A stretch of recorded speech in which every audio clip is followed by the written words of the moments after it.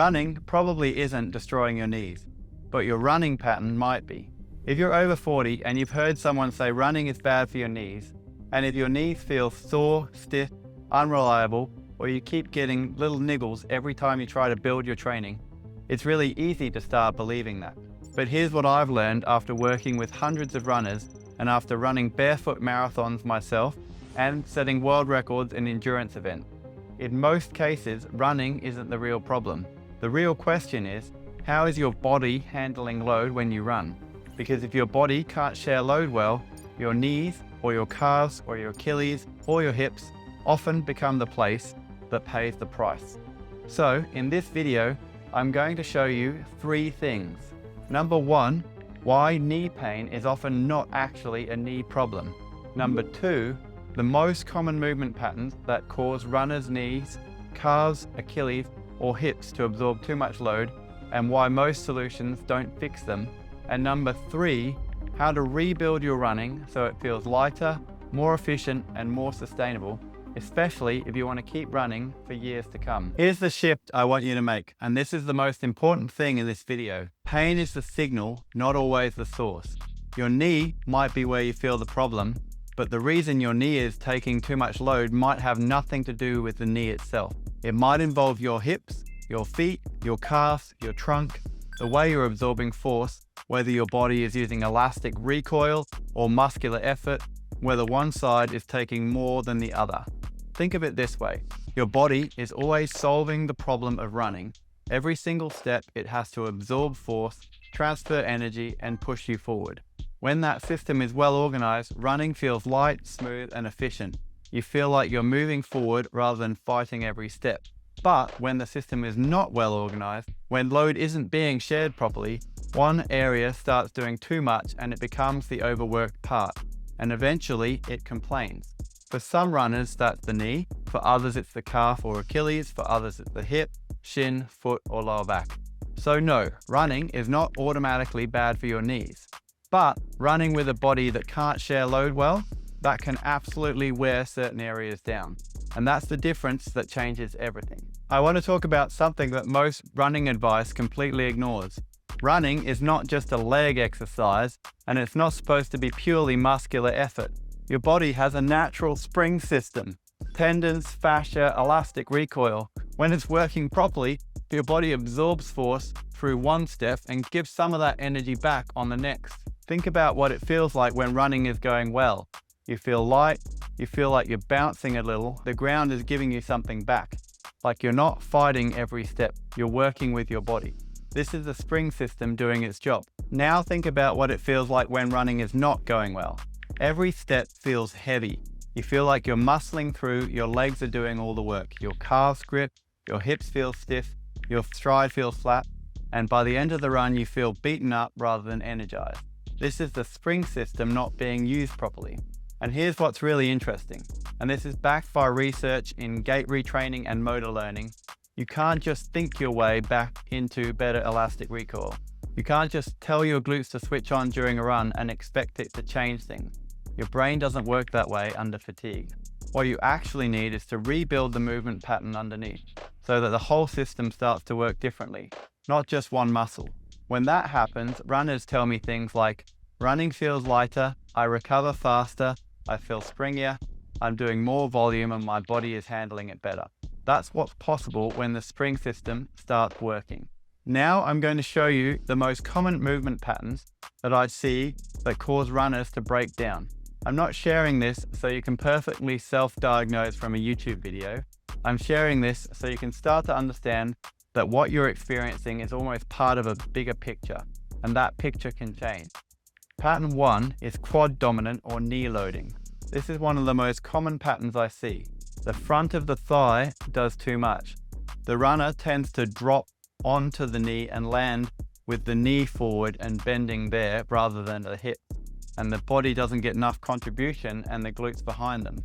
The knee becomes the place that catches the load, and over time it accumulates. If you often feel your quads burning on runs, or if your knees get sore on downhills, or you've been told your glutes aren't firing, this pattern may be familiar. Pattern 2, lower leg dominant. Here, the calves and Achilles end up doing too much. These runners sometimes feel springy. They might even think their technique is good because they feel light on their feet, but their lower leg is carrying an unsustainable share of the work. Eventually, the calves get chronically tight, the Achilles gets cranky, or the foot starts complaining. If your calves are always the first thing to fatigue, or you've had recurring calf strains or Achilles issues, this one may resonate. Pattern 3, posterior chain dominance. This is where the back of the body, particularly the hamstrings and lower back, works too hard. The runner might feel stiff and tense. Running feels effortful rather than flowing. There's a lot of pulling rather than springing. Pattern 4, side-to-side imbalance. This one's worth calling out separately because it's very common and often overlooked. One side consistently takes more load. One knee, one calf, one hip, one foot becomes a repeat offender. If your injuries always come back on the same side, this is often why. Now here's what's important to understand. These are all different expressions of the same underlying problem. The body is solving running in a way that asks one area to do more than its share. Change the pattern and you change what running costs you. Now, let me give you a quick self-check you can do right now or on your next run. First, standing still. Stand up, feet hip width apart. Don't overthink it. Just notice. Where do you feel pressure through your feet? Is it towards the balls of your feet or more through the heel or the midfoot? Is it even side to side or biased on one foot? Now gently squeeze your glutes. When you do that, what else turns on? Do you feel your quads tightening, your lower back engaging, or do you feel the glutes fairly clearly? This is just information. There's no wrong answer. You're just starting to build awareness of what your body defaults to in your muscle recruitment. On your next run, notice, where does fatigue build first? Quads, calves? Is it hard to pinpoint? Do your runs feel like bouncing and flowing or like muscling through? Does one side feel different to the other? Do you finish runs feeling beaten up or reasonably okay? Running shouldn't feel heavy, grippy, flat, or like you're fighting every step all the time. If it does, that's not just bad luck, that's your body showing you a pattern. And once you can see the pattern, you can start changing it. So what does it actually take to change the pattern? This is the part that I want to be really clear about because it's different from what most runners expect. It's not about adding more exercises to your warm-up. It's not about foam rolling harder or stretching more. It's not about buying different shoes or running at a lower heart rate. It's about systematically rebuilding the movement underneath your running from the ground up. And that happens in phases. Here's how I think about it. I call this the running rebuild. Phase 1, reset and awareness. Before you can change how you move, you need to actually feel what you're currently doing. Most runners have very little awareness of what their body is doing mid-run. The first phase is about switching that awareness on, learning to feel where you're working from, what's contributing and what isn't. This isn't about thinking harder during your runs, it's about building a new kind of body literacy. Phase 2, reconnect the right muscles. Once you can feel the pattern, you can start to rebuild the connections that are missing. For most runners, this means getting the glutes and trunk genuinely contributing, not just squeezing them in a gym exercise, but finding them in the context of movement. This phase uses specific progressions that rebuild coordination, not just strength. Phase 3, restore whole body integration. Now we start reconnecting everything. The feet, the lower legs, the hip, the trunk, the upper body, all of it needs to start working as a coordinated system. Running is a full body transfer of force. This phase is about rebuilding that chain.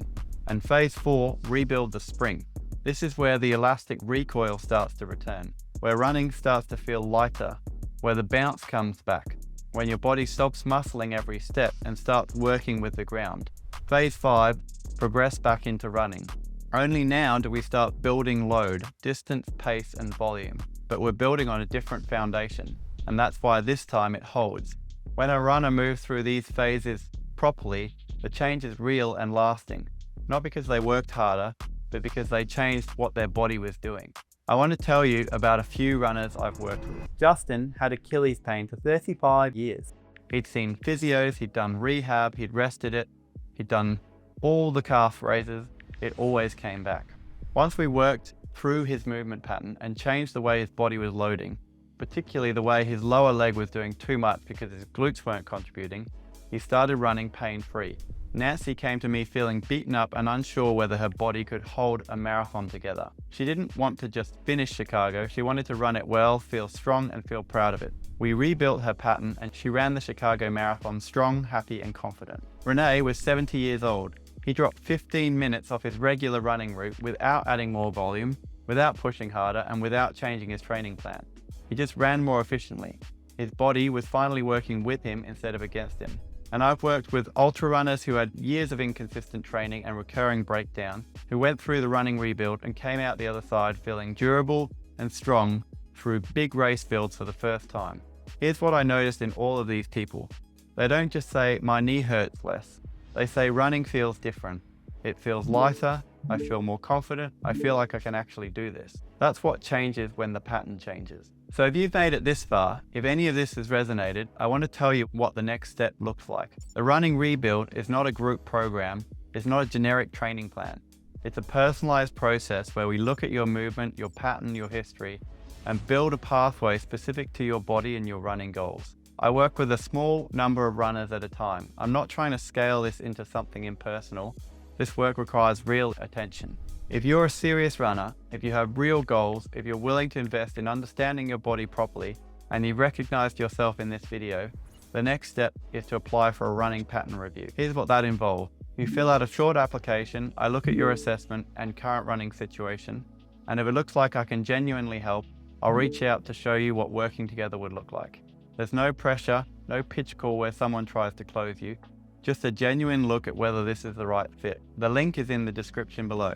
If this video has given you something useful, even if you're not ready to apply, pass it on to a runner who needs to hear it. Because too many runners are out there blaming their age, blaming their knees, and when the real answer is right here.